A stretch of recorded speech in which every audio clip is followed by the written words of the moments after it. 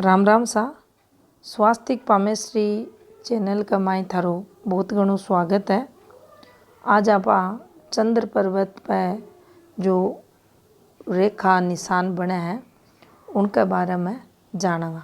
साथ में मणिबंध और चंद्र पर्वत से संबंध बनाकर जो रेखा बने हैं उनकी भी शुभता ने समझेंगे। तो देखो, सबसे पहले आप एक फॉर्मेशन ने समझेंगे।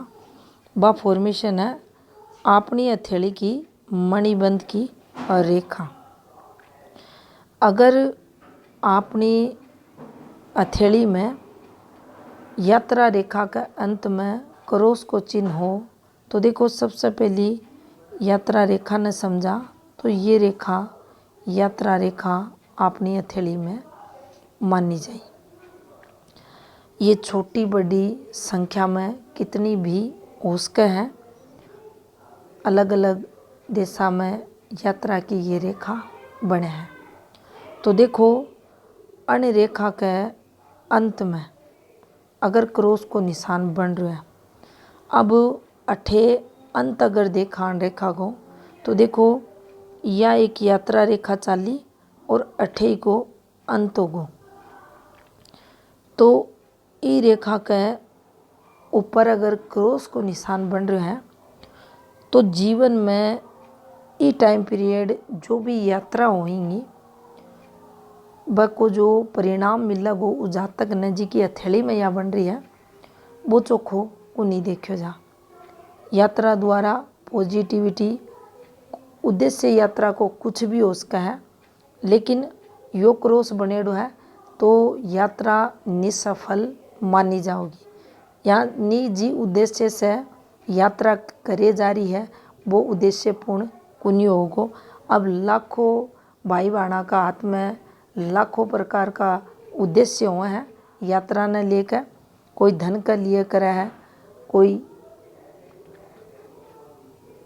पढ़ाई के लिए करे है, कोई जॉब के लिए करे है, कोई बिजनेस स्टार्ट करने के लिए जा है, कोई परिवार से मिलन के लिए जा है। कारण कुछ भी हो उसका है, लेकिन यो बनेडो है तो दिक्कतें देखी जाएंगी। अठे आपा यह भी बात समझांगा, ई यात्रा द्वारा निराशा हताशा नुकसान जातक ने होगा। दूसरो चंद्र कारक हुआ मन को, तो मन भी दुखी परेशान जातक को देखो जागो। अब दूसरी फॉर्मेशन ने समझा तो देखो, जो अपनी मणिबंध रेखा हुआ है ये अणमणिबंध रेखा से जो पहली रेखा हुआ है इन्हें आपा स्वास्थ्य रेखा बोला। ये पहली रेखा से जितनी रेखा ऊपर की तरफ उठेंगी और जो चंद्रमा क्षेत्र की ओर जाएंगी वे यात्रा रेखा तरक्की की रेखा के नाम से जानी जाएंगी और आपा ने लाभ ये रेखा करवाऊंगी। तो देखो, ये रेखा से ऊपर अहिया रेखा निकले तो आपा ने समझ लेनो है ये रेखा पॉजिटिव है, अपनी यात्रा मंगलमय होगी और आपा ने यात्रा द्वारा विशेष लाभ मिलेगो। अगर ये रेखा अच्छी स्थिति में बिल्कुल स्पष्ट रेखा है, खंडित नहीं है, ब्लर रेखा नहीं है, काली अगर नहीं पड़ रही है तो आपा ने लाभ यात्रा दौरान होगा और अपनी जो यात्रा है वे सकुशल होंगी और आपा ने जीवन में सफलता भी मिलेगी। दूसरी ये रेखा अगर अट्ठे से चाल का अट्ठे भी जारी है तो भी आपा ने यो समझनो है ई फॉर्मेशन पर अपनी यात्रा शुभ होंगी, आपा ने यात्रा द्वारा लाभ मिलेगा। अब एक और फॉर्मेशन समझा तो देखो, आपने यो चंद्र को क्षेत्र है और ई चंद्र क्षेत्र पर जो अपनी यात्रा रेखा ही या यात्रा की रेखा है और ई पर 3/4 4/3 एक फॉर्मेशन थाने बनती दिख है।